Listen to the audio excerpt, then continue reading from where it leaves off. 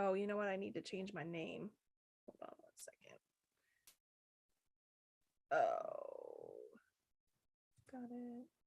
got I saw your name and I said, "Who is that?" it. Okay, we're live on Hello. How's it YouTube. going? Hey, and then I'm gonna do the We're here. recording We're thing here. here in a second. This is a two-step weirdy thing it does. Mm-hmm. Okay, let's do the recording thing, and then we'll officially get going, as they say.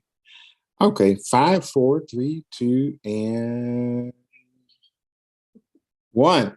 Well, this is another episode of Wellness and Culture with Chris Times, and my special, wonderful guest that I'm so happy, super ecstatic to see is Rachel Grant. She's wonderful, wonderful, wonderful. I'm gonna let you introduce yourself, tell us how you get in touch with you, what you do, and we'll just get started and we'll just let it flow.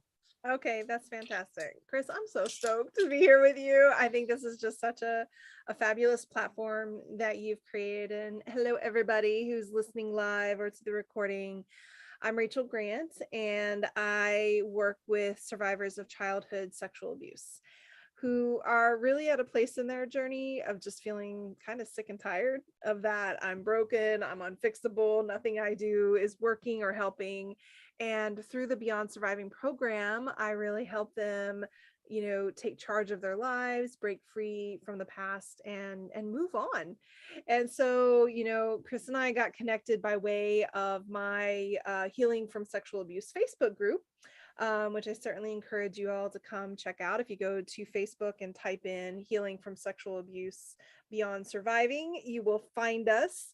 And Chris is so fabulous because he comes in and he volunteers with my team of comment moderators to help me run that community and keeps everybody talking and safe and thriving and getting the support and resources that they need. And now here you are, honey, creating your own space for people to come and get resourced and supported. And when you asked me to come be a part of it, I was just absolutely yes, can't wait to be there. So I'm excited to have this conversation with you. People can find me at rachelgrantcoaching.com as well. But yeah, let's jump into it. I'm stoked also, been a fan of yours for a long time. And so it's wonderful for you to be here in my space also. I will say now, I know you work with men and women. I do. I actually participated a long time ago in your course and stuff, and I thought it was absolutely wonderful. Could you talk to us a little bit about that aspect of what you do and kind of how you do it and Yeah. to get started, to get kicked off? Absolutely. Yeah. Well, this work is certainly really born out of my own journey of healing from sexual trauma. I was abused by my grandfather when I was starting at the age of 10. And of course, then through my teen years and my young adulthood, I experienced other types of trauma, including assault and then domestic violence in a long-term relationship. And when I kind of reached a point in my journey where I had to really face the facts of myself and of my life, and decided, enough was enough. I really needed to do something different than what I had been doing to address the trauma. And so I really started to read everything that I possibly could. And I studied neuroscience and I did my master's in counseling psychology. But really, along the way, Chris, I was just using myself as a guinea pig. Like, okay, so this is something that I struggle with. Why is it a struggle? And then what am I going to do about that? What's the intervention? What's the tool? What's the thing that I need to do? And then over time, so that was 15 years ago when I started that Mm, process. mm. And over time, this really evolved into what is now the Beyond Surviving program. And so I work with men, women, non-binary, and people. And really, the invitation is to step into this kind of structured journey. So the Beyond Surviving program is a step-by-step process in which we kind of work through different areas that we need to address in order to integrate trauma, release and heal trauma, and also really build in the life skills, because that's oftentimes we just don't have the foundations, that we need for living and thriving, everything from communication to relationship skills. So it's all encompassing in that way. I tried to really make the program as comprehensive as I could. And I work virtually with my clients, so all over the country, all over the world, and either through the 8-month program, one-on-one program, or through the 4-month group program, which right now I have the group program for women. I'm still trying to kind of launch group programs for men, but for right now I work one-on-one with men, and then women or people who identify as female can be in the one-on-one or in the group program. I'm curious, I have a thing for groups ever since grad school. Actually, let me back it up. I'm going to go way back. I used to be a support group facilitator back in the 90s, early 90s, Laura, back in 92 through I think 95 or something like that. Love it. I worked in the children's hospital, the same hospital I was born at, Riverside General Hospital in Houston, Texas. And that's back in the days when they did that Chuck Norris kick drugs out of, okay. America thing. So I did something called, support groups, and we had this circle, that we did, when there was a safe circle, and a support group curriculum. And so I was working with kids back in those days. I got hooked on the process, and kids tended to respond well. And so thank goodness I came back to that with adults doing clinical stuff. I think that's a good way to work with people. Yeah.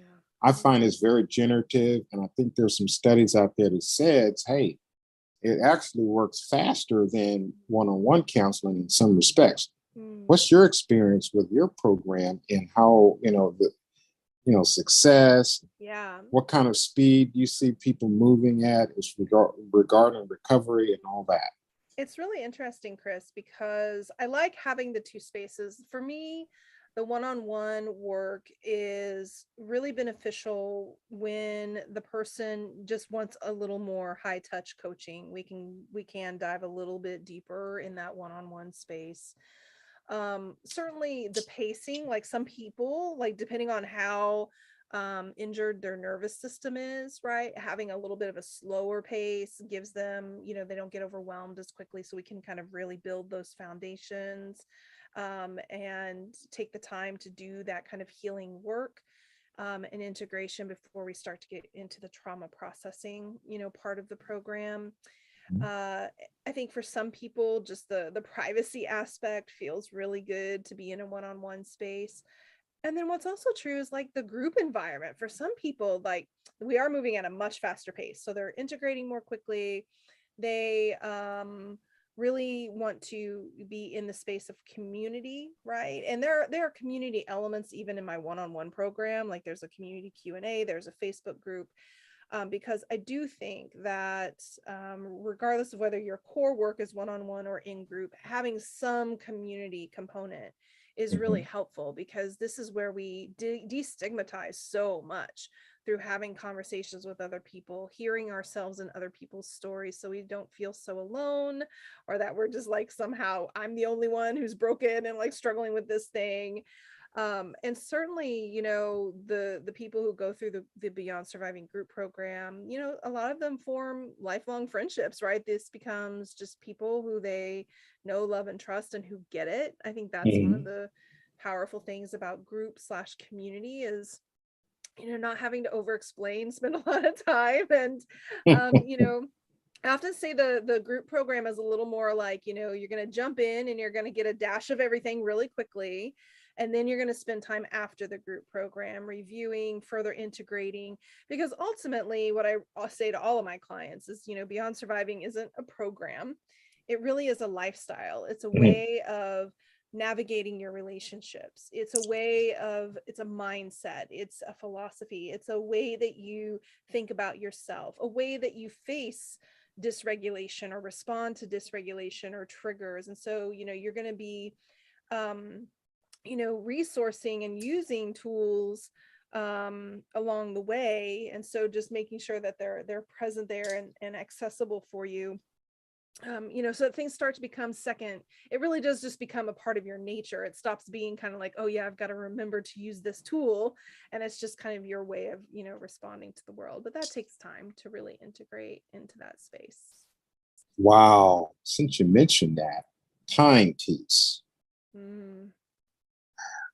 big question for you. What have you noticed with your clients regarding, I'm sorry, this silly thing? What have you noticed with your clients with regard to how they are moving through the program? There's some people who move through it quickly, some move through slowly. Mm. What is that progress? What do do your clients expect certain types of progress, or is it Mm-hmm. what does it look like for across the gamut of your clientele? What does that look like? Yeah, I always say that healing is like being a kernel of corn. Like everybody Oh, pops at a different oh, time. I like that. I'm gonna steal it. I like it. Yeah. And so what's really fascinating is like for some of my clients within the first 3 sessions, they're like, oh, glory, hallelujah. Like everything, things have just like really shifted. Something really like came into alignment. They got just like a real clear like download about something or really saw something kind of fall away, and for others it feels a little bit like they're slogging through the like, when is it going to happen, when is it going to happen, and then all of a sudden like session 12 out of 16 everything just like downloads and they Wow. pop. And certainly I think what I'm always navigating with my clients is the journey of being compassionate and being patient. When we are harmed by trauma, it happens in some ways very quickly. The impact then continues for a very long period of time. Like most of my clients are in their 40s or 50s, though I work, anywhere from 20s all the way up into the 60s, and but so we have these habituated patterns, right? And so then we get into doing the work, like, okay, we reach the place of like, I'm ready. Okay, I'm ready. Let's do this thing. And when we hit that energy, it is good because it creates that momentum, but it can also create pressure. Okay, let me just get this over with already. All right, I want to be done. I want to be healed already, and we Yeah. want that process to be really, really quick. And so it doesn't have to take forever. I mean, we've talked about this. I talk all the time about how trauma is not a life sentence and we don't need to spend the rest of our lives in recovery, but we do need to take some time. So it's a Mm. delicate balance between, I promise we're going to get there, just not yet. Let's work on this part first. And really teaching a lot of like compassion, self-compassion and patience and how to trust that taking one little step every day. Because that's the other thing. Like a lot of times people don't catch their little micro movements, Mm. right? The little shifts that they do in a day or how they Yeah. respond in a situation that ultimately are going to add up to very big, global change. They're waiting for that big, like, Yeah. sunlight coming down, like kind of moment. Yeah. All of But that. it is really just those little tweaks, those little changes that we do in the day to day that ultimately add up. So it's also about helping them gain perspective and catch those moments and see those moments and celebrate those moments as they're in their Yes. process. Yeah. I love that. Do you see that sabotage, or that self-sabotage piece emerges in some of your cases, or is that dealt with through your system? Yeah, I mean, in some ways, the container that gets created by Beyond Surviving supports that, right? Because a lot of times self sabotage happens when we have gone too far out of our comfort zone too quickly. And so by taking things in a little bit smaller bites, like we're just gently expanding, right? So there that pressure doesn't show up. But at the same time, yeah, old patterns that come in that, will talk someone out, right? The fear will overwhelm. It's really fear that is ultimately at the root of self-sabotaging behavior, right? And usually it's the fear that sits in the world of self-doubt, Mm. right? Or hopelessness. Uh, and so continually, some of the practices we do in Beyond Surviving help counter that sense of hopelessness. Mm. Some of the perspective work that we do. But yeah, it comes up in the work that I do with my clients, and it's really always just an important conversation. Like, okay, a lot of what we're working on in Beyond Surviving is how to be an empowered adult. And Mm. so if this behavior that would normally have been a soothing behavior, a coping strategy, but we're recognizing that it's outrun its course, Mhm, mhm, its usefulness, right? mhm, So what is the alternate choice? Like, what are you going to choose in this moment mm, that would be more supportive and loving than that old behavior? So for example, like one of my clients just, would cut, and she had gotten to the point of not doing that before she came, but that urgency or that temptation, right? When there was points of stress, points of dysregulation, pressure points in her life, she would write, or she'd email or text, or we'd hop on a 15-minute check-in, and we would just walk through that. Okay, so the urge and the fantasy of cutting to address this pain, right, is showing up. Okay, so what are we going to do about that, and what are the other choices that are available to you? mhm. Alongside, I just normalize, and if you cut, you cut. Like, okay, right, Yeah. that's going to be the choice that you make, and then we're going to have to deal with that, right? So whatever you choose, I'm standing with you, I'm here, but let's also consider what those alternatives choices could be. And she was able to really work through that quite a bit and never went back into that cutting behavior. So yeah, that's kind of what comes to mind. I like this. Lots of things come to mind, and I'm writing lots of notes because Fabulous. I've got things to ask about what you're saying. I like this piece that you're talking that you've spoken about already regarding doing something. Mm, Could you say more about that, opposed to? And I've kind of wrote a little note: action versus inaction, right? mm, mm. Doing something versus doing nothing. Yeah. Well, you know, I think as we work through healing, we kind of, when we've experienced trauma, often the very first response to that is denial and Mm, dismissal, right? We just want to mhm, put our head in the sand, bury it, forget it, don't want to deal with it. And then we eventually reach a moment where that's not working anymore. mhm, And we acknowledge my life, myself, my relationships are being impacted by this unresolved trauma. And so that's usually when people start to become very book smart about trauma. They start to read a lot of self-help books. They maybe drop into groups. And like, this is an important part of the journey, right? To uh-huh, the gaining of the knowledge, the framework. What is mhm, PTSD? Do I have PTSD?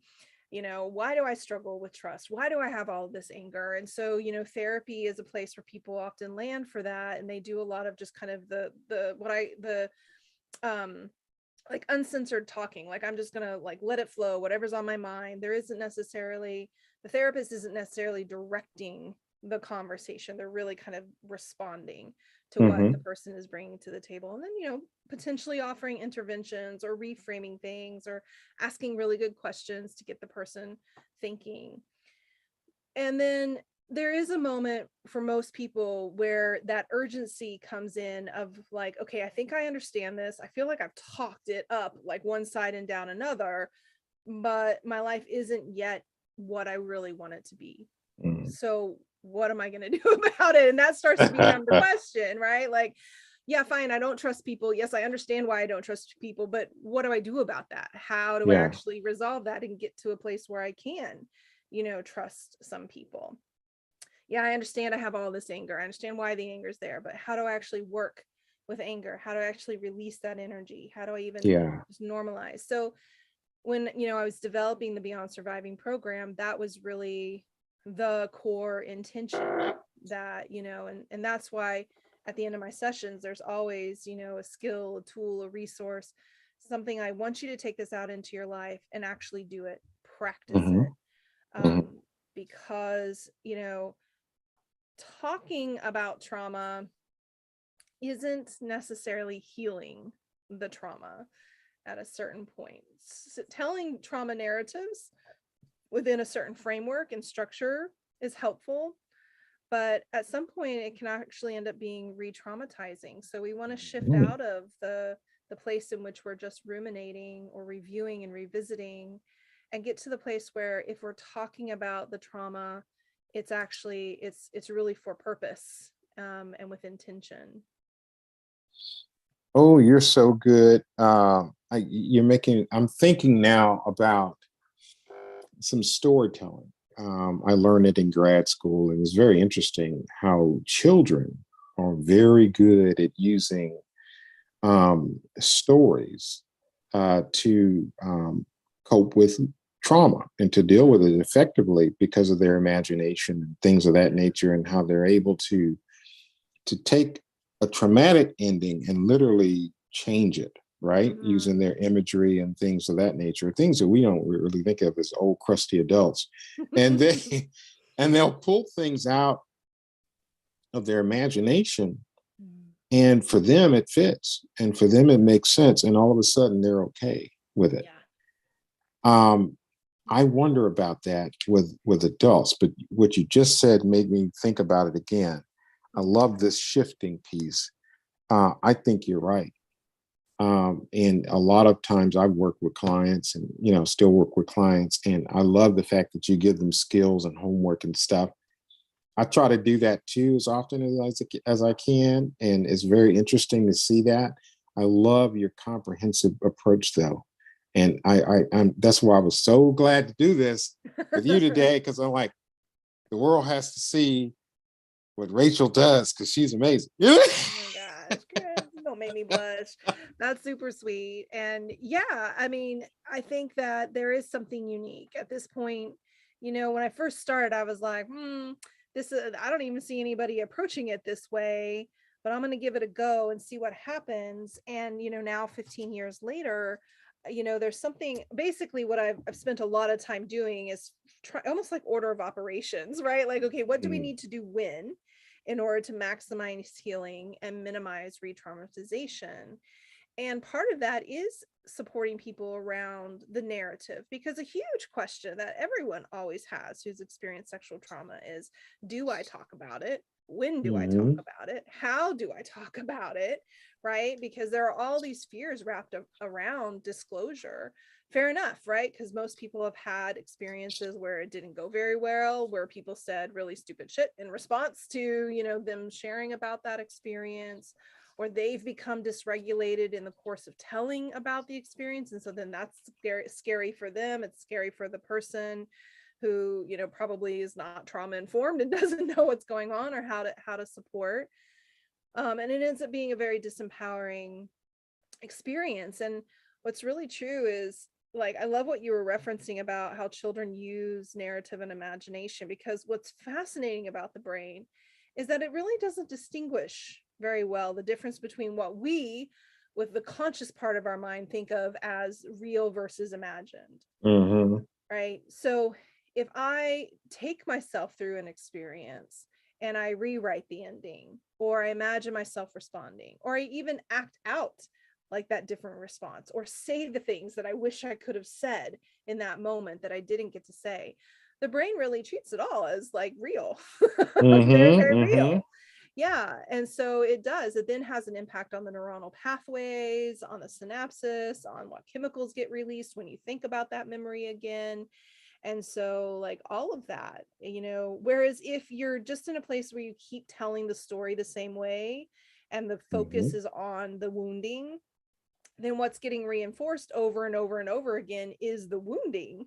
mhm. And we're not getting the narrative to move to something that's healing.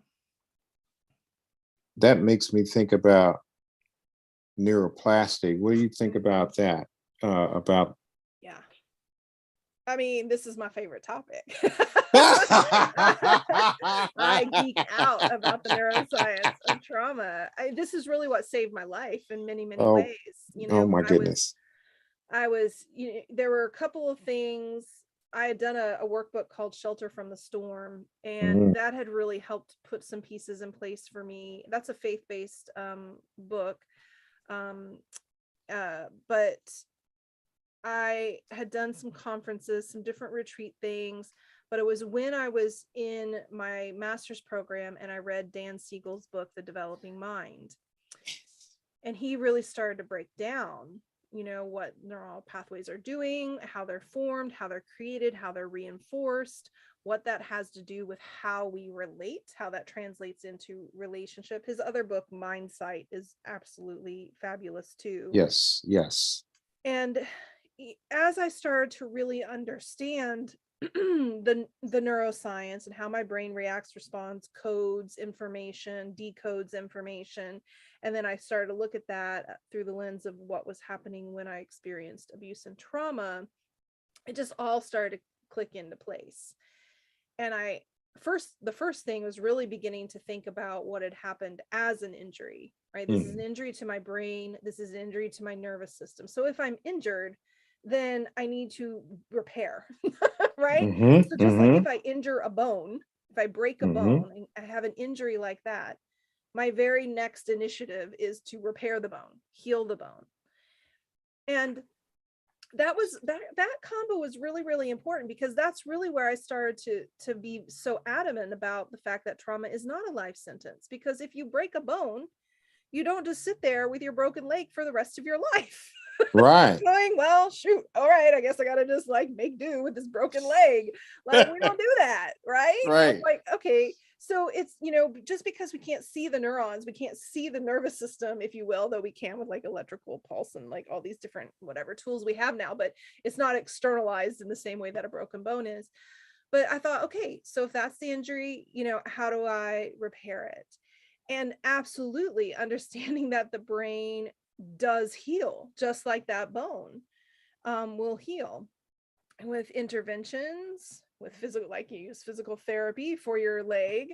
There are exercises that we can do for the brain and for the nervous system that will strengthen the nervous system, that will heal we don't actually heal neuronal pathways, we get rid of them. We get Mm-hmm. rid of the damaged pathways, or I would say it more like we get rid of the pathways that hold the negative, like narratives or reactivities or responses. Mm-hmm. Mm-hmm. Because what happens is in the brain, you're constantly teaching your brain like what to prioritize, what to pay attention to, and what information is important. Mm-hmm. And so these neuronal pathways, this synapses, this happens, this electrical exchange, right? Neurons that Mm-hmm. fire together, wire together, they're talking to each other, all the time. And if I every day, like if I were to wake up and at some point in the day, like I have a thought like I'm worthless, right? That's a very particular neuronal pathway that travels. And so then when I come back and I think I'm worthless, I do it again, that same pathway lights up again. And so this pathway gets stronger, gets reinforced, expands. But when I start to use different interventions and I stop this internal narrative of I am unworthy, then that pathway doesn't get lit up in the day.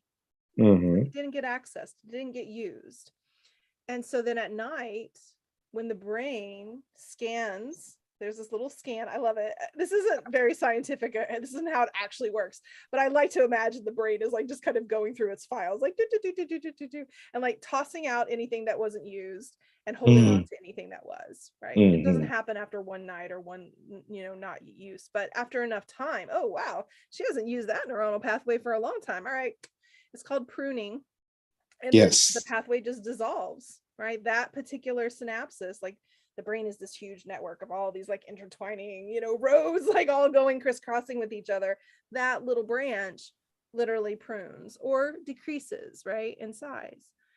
And so then that's how our fundamental self evolves, because then when we have an experience that challenges us, whereas historically our first reaction might have been, oh, I'm unworthy, that's why this is happening, our first instinct will be different. It'll be like, Mm-hmm. oh, here's a challenge, how do I deal with this, I'm strong enough to handle that. And that echo of the I'm unworthy, it might sneak in, but it'll be an echo or it'll be a Mm-hmm. softer voice, or it'll be something that you immediately recognize as, oh, that's that old thing. I don't need to even deal with that. Let me just keep my focus, my attention here. Mm-hmm. Yeah. Isn't that That's a lot of, cool? I It's so love that. amazing. That's so Yeah. cool. You don't get that with a lot. I'm just going to step out here and say, with a lot of mental health professionals, you don't get that piece. I don't think, not nearly as clearly. Um, and I love the agency with regard to how you're presenting the information in your program. You can get better. Wow. Yeah. That just stop right there. You know, Right. just you mean I don't have to, this isn't a life sentence? You know, that right there is like so liberating. Right. Yeah. It's so important for people to hear and know. And, it is generational. This was not the message, that was given, for decades about Mhm. trauma and the way that we understood trauma. And so we're still unraveling, that narrative and challenging that narrative. But more and more people are catching on. Mhm. And then trying out the various things. I come through a very kind of neuroscience cognitive space, a process that people often describe as being top down healing. Mhm. There's also bottom up healing, which is somatic experiencing, where you enter through the body and working with the body first. And ultimately we want all of those things to happen, right? And there is no such thing as a separation between mind body. Like, when you're working in the mind, you're working in the body. When you're Mhm. working in the body, you're working in the mind. It's just, Mhm. where are you emphasizing? Like, what are you paying more closest attention to? And this is one of the benefits of building a broad toolkit, and then finding the thing that works for you, because that is the truth. Like, there are certain modalities that just don't resonate with me, right? They Right. just don't click, and that doesn't mean that they're not effective for other people. They just don't click for me. So it really is like finding the thing that really resonates with you. And yeah, I know that part of the process can be really frustrating, because it can feel like you're just throwing things at the wall and hoping something sticks. Right. Yeah. Oh, And it's that's gonna where the work here. hopelessness and the despair can come in, like, ugh, but that's just a word of encouragement that I would offer to anyone who's listening, who hasn't quite yet found that thing that really clicks, is don't give up, keep being curious, Yeah. keep trying different things out, exploring, and something will resonate. Someone, a mentor, will come along that really clicks for you, and a process and an approach. Beyond Surviving isn't for everybody, Mhm. but for the people who do dive in and really utilize it in the way that it's been imagined, I see things, I think of them as miracles. But in some ways they're also not. It's just like, it's like it has to happen. Like, Right. there's an inevitability of it in so many ways. Like, if you release the shame and the guilt from the abuse that you experienced, you become embodied, you process and feel your feelings, you Mm. start to take up space in the world and know what you need and express what you need. You develop a healthy relationship to risk so that you can go out there and try things. It is kind of inevitable that you'll do the things that you've been wanting to do, like start that business, or go out and begin to date, find that partner, start that family, whatever it is. I've seen that just again and again in my own life, but in my clients too. This is powerful, Rachel. I've got, I love this release piece. I want to come back to that. I know we're burning time quickly, but I want to come back to that. But I want to, could you expound more on the risk relationship? I think that's interesting. That particular dynamic is curious to me because, with a lot of diagnoses, a lot of people who experience trauma, Yeah. there is an issue with risk, right? Oh yeah, most definitely. So there are a couple of things to say about that. The first is, on a neurological level, there are, gosh, I always get these two parts of the brain mixed up. Is it the corpus callosum or the cerebral? Um, so the idea is that when we experience trauma, the part of the brain that helps us to evaluate risk, Mhm. is it's the corpus callosum. So is impacted. And so often the way it's impacted is a reduction in size, like it doesn't develop to the full capacity that it's meant to. And so that leads to a lowered ability to assess risk, sometimes difficulty with problem solving or complex tasks. It can kind of present as social immaturity, Mm-hmm. sometimes difficulty understanding social cues or emotions. And so if you imagine that you're going out into the world and you have a hard time understanding the cues around you, right? That's going to Mm-hmm. make relationships very risky. Am I understanding or am I not understanding what's being cued here? I might miss, what we, happen, we call red flags, right? Might not pick up on things in that way. We might assess things as very high risk that aren't, Right. right? Right. And then the things that are very high risk, we ignore. I'll give you a perfect example of this. When I was 16 years old, when I got my car, I love to drive. I still love to drive. And I would drive across where I grew up in Oklahoma. It bordered Kansas, and there was this really cool old cemetery, like just right on the other. And I was obsessed with cemeteries when I was a teenager. Who knows? But that was a thing. And I remember I was there one day, just kind of strolling around, looking at these, ancient gravestones, thinking about death. What? Yeah. Yeah, of course. and and this guy rolls up and stops, kind of at the entry of the graveyard. He's on a motorcycle. He approaches me. We start a conversation. He says, "Hey, do you want to, there's a petting zoo up the street." This guy was probably in his 30s, mid 30s, and I was, 16, 17. "Hey, you want to go up the street to this petting zoo? It's really cool. There's so many cute little things." "Sure." Like, Chris, without Wow. even a beat, like not a beat. "Yeah, let's go." And here I hop on the back of this guy's bike, and thank God there is a petting zoo, right? This Yeah. is a happy story. Nothing terrible happened. He took me Oh, to the petting zoo. We walked around the petting oh my zoo. He brought God. me back to my car. Nothing bad happened.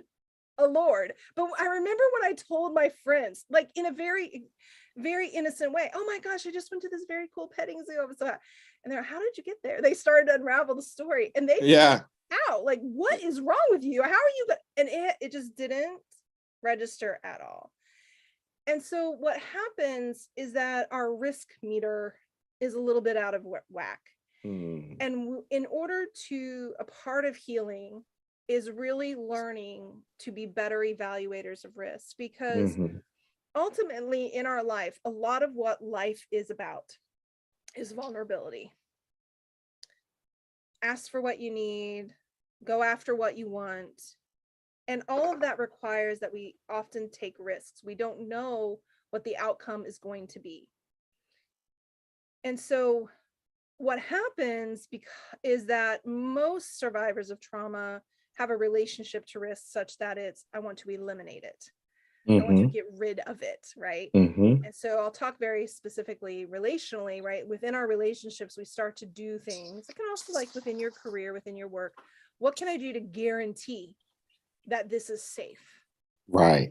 So I'm gonna have like a list of 5,000 things that somebody has to do in order for them to be my lover partner, right? And Mm-hmm. they even nudge off it just even a little bit, you're out of here. Mm-hmm. This is Mm-hmm. safe, You right? got Sometimes it. in career, people play really small, like they don't go after the thing, right? Because there's no way to eliminate risk and pursue a dream.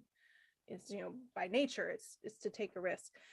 So in my work in Beyond Surviving, it's really about how do we repair and heal the corpus callosum, which we can, just through different practices and processes. And then how do we learn to minimize and reduce risk? Because that's something that we can do, and just better evaluate the risk, have a healthier reaction response.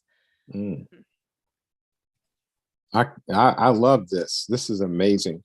Now I've got it. Okay. So the other one that I want to ask you, well, could you speak a little bit about the shame and the guilt piece? Yeah. That's a Well, heavy one. it's a bigger one, yeah, because it's so layered.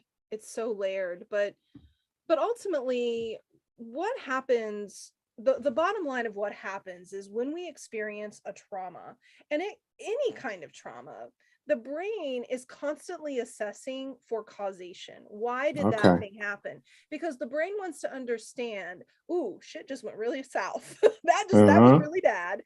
Why did it go bad? Because if I can understand why it went bad, I can make sure that that doesn't repeat. It doesn't happen again, right? Mm-hmm. And because the brain really, bottom line, is just interested in keeping us alive. Mm-hmm. And so it wants to try to understand. Now, when we're a little person and we're experiencing trauma, and we know that in the 90 percentile, most trauma is done by a trusted or loved person. So you as a child are immediately in a situation where it can't help but be confusing, Mm-hmm. because someone you know, love, trust, who has been nurturing, who has been kind, who did buy you that amazing birthday gift, who took you out for ice cream or whatever, Mm-hmm. you know, comforted you when you skinned your knee, is now doing things that are extremely traumatizing, scary, harmful, painful. And the brain simply wants to explain why. Why is that Mm-hmm. happening? Mm-hmm. But on a psychological level, the child doesn't have the capacity or the wherewithal to answer that kind of question. Mm-hmm. And even to get to the place of that is the adult is the one who's bad or wrong here, is often psychologically detrimental, because the child is often still dependent upon that adult. Mm-hmm. So long story short, the function of explanation leads to shame. This happened because I was bad. This happened because I was too needy. This happened Mm-hmm. because I was a girl. This happened because I was a difficult kid. This happened because I was cuddly, right? We just start to fill in all the blanks. Maybe it was this, maybe it Oh was yeah. that, maybe it was this, maybe it was that, maybe it was this, right? And then that process kind of continues over time, especially if we assign it to like, oh, this happened because I didn't do my homework. Like, it can be things like that. Okay, I'm going to be a really great student, and then the abuse keeps happening. Oh, okay, maybe it's not because I didn't do that. Maybe it's because of this, right? And so the internal messaging and layering of shame and blame is basically an error in assigning cause. Mm-hmm. We've wrongly assigned cause. And the trickle down effects of that is we feel worthless, we feel undeserving. And so behaviorally, we do things like people pleasing, take care of Mm-hmm. everybody else, not, Mm-hmm. instead of ourselves. We don't go after the things that we really care about. We put up with things that we really shouldn't. Mm-hmm. And so in Beyond Surviving, we have to unravel all of that. Woof. Yeah. That's some of the toughest work, right? We really take like 3 sessions to really dig deeply into unlocking all the different things. It's like this little mind shift happens, this little piece of the puzzle has to come in, that awareness has to happen, and then practicing of these tools has to happen. All of it adding up to the person being able to say, I was not the cause. Nothing about Mm-hmm. me was the cause. This is the cause. This person Yeah. and this person's choice. And it's on paper, it's very simple, but to get there psychologically and emotionally, when you've spent so many years really believing and in many ways protecting yourself by blaming Mm-hmm. yourself, Mm-hmm. it takes some effort to unravel that, but it's doable. That's powerful. Mm. I really like that. And that's a gigantic, wonderful, absolutely spectacular message to give to anyone, Yeah. especially when they have that idea, they've been told indirectly or directly that they're worthless, they're never going to get better. They're the castaway person, right? The dark Mhm. child, the one that no one cares about. Right. That messaging can be almost addictive when it comes Right. to you know um your process. I'm Mhm. this way, I'm that. I've seen it where in my own life, and and then with people I know, especially when you go to you get educated on the stuff, you can't help but see it. Right. you know it's like, I don't want to see that, but you can't help but see the big glaring sign with the neon lights. Yeah. Yeah. Oh God, but I think to some degree we all have some of that. Sure. Yeah. Yeah. I think that's right.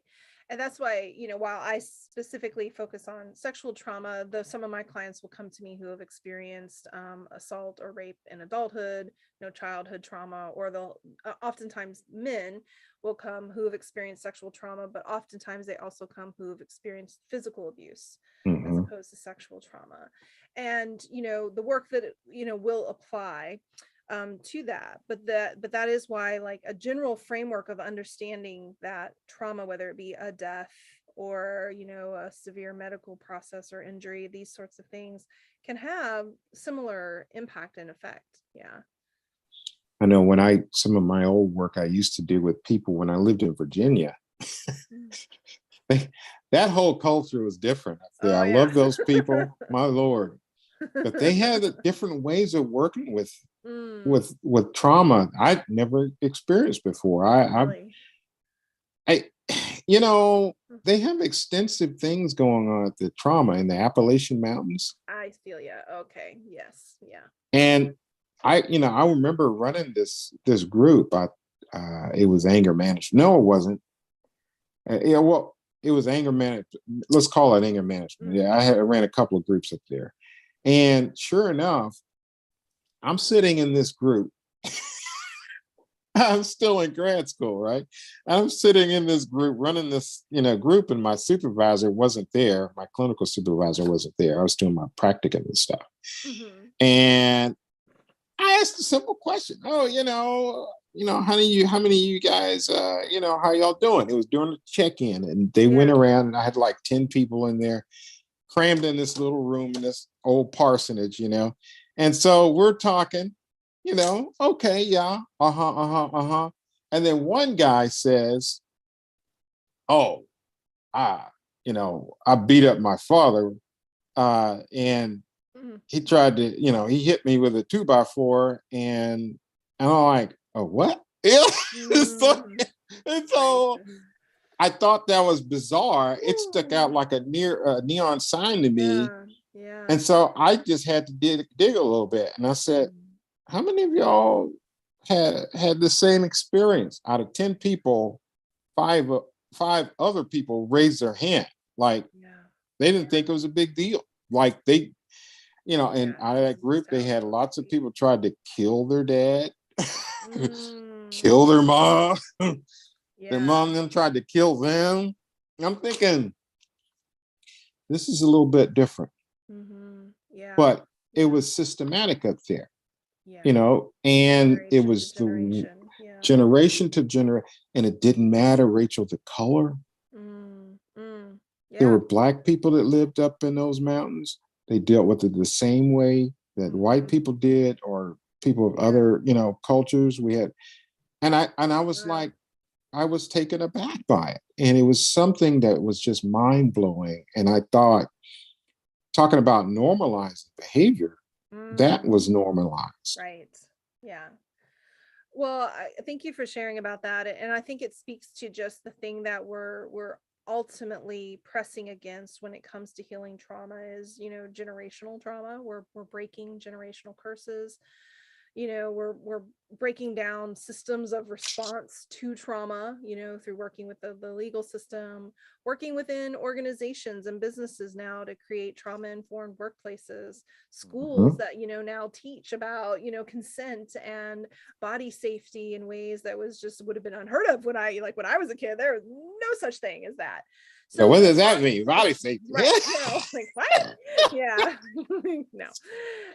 So there's much to be excited about and hopeful about when it comes to addressing this on a social level, and even on the individual level, the access. Here we are on YouTube Mhm. live, Yeah. talking about sexual abuse. People in Appalachia could land on this and be like, wait, what? That's not Huh? how I have to live or how I have to be, right? And be inspired to go and change their lives, right? And so, Yeah. there's plenty of work still to be done, but there's a lot to be hopeful for. And there are so many wonderful free programs out there and ways to access resources. And that's been a big part of my work, is to make sure that there are resources that run from paid programs all the way to free programs, so that people can get into this conversation with themselves and and ultimately unlearn, I you love that. know, these Yes. things that they were taught, and discover, you know, their true self, their authentic self, so they can really go out and do the things they want to do and live the lives that they want to live, because All right. that's what we all deserve. Yeah. Yes, ma'am. We do. I got one quick question. I know we got like three and a We're half good. We're minutes. good. Could you say something about epigenetics?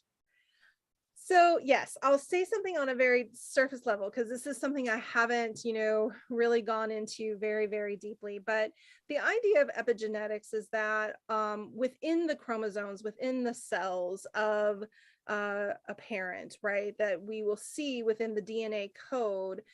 So that this is first level changes. So research has shown that if you have a father who experienced trauma, we'll call it extensive trauma or complex trauma, not like a one incident kind of situation, but trauma Mm-hmm. over a period of time. And then, you know, he has sex, makes a baby, then we see that in many ways the offspring of that father has is has a higher susceptibility to trauma. What does that mean? It does not mean that you're going to get traumatized a lot more often. What it means is that when you experience a traumatic moment, that your, let's say, resiliency is like a full tank. Yeah. Mm-hmm. So then if your father's genetics are such that he experienced trauma, it just lowers your resiliency. Mm-hmm. So that when you experience a traumatic event, your reaction or how you cope through or can manage that trauma is just lower. Mm-hmm. Yeah, so you can be more highly impacted by it. But Mm-hmm. you're not stuck. It's not like you're just, you know, at the mercy of that. We can build capacity, we can build resiliency. I love Yeah. it. The other kind of branch of epigenetics just simply has to say, like, we all we within our DNA there are things that are switched on and things that are switched off, right? Like I have red hair because Right. certain things got switched on and other things got switched off. And similarly, like we see with schizophrenia, right? Like you can have schizophrenia coded in your DNA, but it never present. And then you hit a certain age or you have a certain experience, and then it's like the switch goes on, Yeah. and the person will start to have, you know, symptoms, will have schizophrenic episodes, which can be managed with medication and all these sorts of things. So similarly, you know, the concept or the idea is that certain experiences like traumatic, like sexual assault, like rape, these sorts of things can impact the genetics in that way, where something will get flipped on due to the stress, the release of the cortisol, you know, again, I'm talking very high level because I only have a very high level understanding. I'm not really dive, I didn't really dive into this very deeply, but that's the gist of it. So yes, I mean, we want to understand that layer because it can tell us a lot about what we're processing. But I'll tell you the happy side of epigenetics before we start to wrap up, which is this. Okay.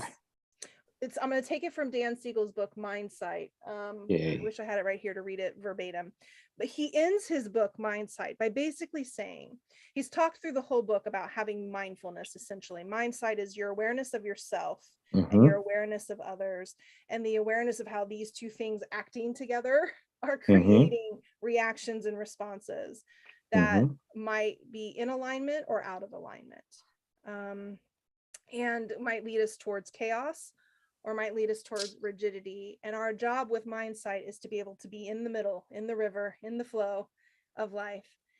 And all of our work that we're doing as individuals, right? Like I'm changing my brain, going back to where we were talking earlier. I'm literally changing my brain. I'm Mm-hmm. changing my genetic code, Mm-hmm. right? And so if I were to have a baby, right, that genetic code is different. And then when I raise that baby with Mindsight, with mindfulness, with capacity, with understanding nervous system regulation and how to stay grounded and how to take really good care of themselves. Like, don't you just love, Chris, these videos we see now of little babies doing like affirmations and Yeah. declarations, or like getting really pumped up and like getting like, I can do this, right? Their focus, their intention, like all of these things we're starting now with little bitties. Now they grow up, right? They marry someone with a healthy nervous system. they produce offspring. So Mhm. now we're reversing the genetic order, right? Because Mhm. it's not just generational curse, it's also Mhm. generational growth. I love it. Mhm. I guess that's a perfect place to that's a perfect place to wrap with. I love that. And that's so inspiring to think about that. Just the idea, oh my gosh, not only is there hope, right? Mhm.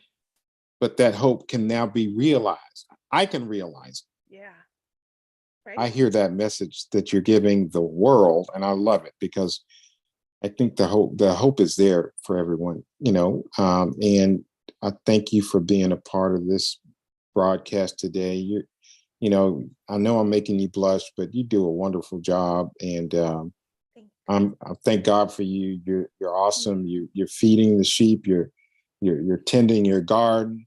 You're tending other people, helping other people tend their garden by teaching them how to do it. How do I cultivate myself? And how do Mhm. I grow and how do I nurture and all of that kind of stuff. One quick thing, one of my old professors, she's amazing, and she taught me how to go into tree hugging, and I thought that was like a bunch of woo woo crazy stuff, and until I did it. Mhm. So, talking about nervous systems, Yeah. I learned how to regulate my own nervous system by hugging trees, Mhm. Yeah. barefoot in the dirt. Oh my God. The absolute stillness that it requires when you hug a tree, you're Yeah. not moving anywhere. No. Right. No. And you're rooted, right? And Yeah. it's that moment of pausing, it's that moment of slowing down. I Yeah. mean, that's what is always very, like, that's almost always step number one in nervous Mm. system regulation is, can we just slow down, take a breath, pay attention, create some That's it. space so we don't just automatically react and respond. And so there with your arms around a big old tree, that's going to do it, right? Oh my Also, my. just the life and spirit of trees, I totally buy into it. So yes, the feeding the heartbeat of the tree too. I think that's going to go to part 2, the woo side Yes. of Rachel Grant. Well, Wait, hey, we will have to do the part 2. I'm looking for somebody. I'm not putting you on the spot, but I've got December and January to book for, so just putting it out there. okay. Sweet. Well, we will certainly touch base since we stay in touch through the Facebook group all the time. We'll talk more for sure. But I so love being here. I love you, man. And I'm so proud of you. And I'm so happy for you that you're creating this. And yes, can't wait to see it all and continue to help share it out in the world. You're doing great work too, man. Thank you so much. God bless you. I love you so much. I love you, man. All right, everybody. I'll That's see you it. later. Bye Bye. bye.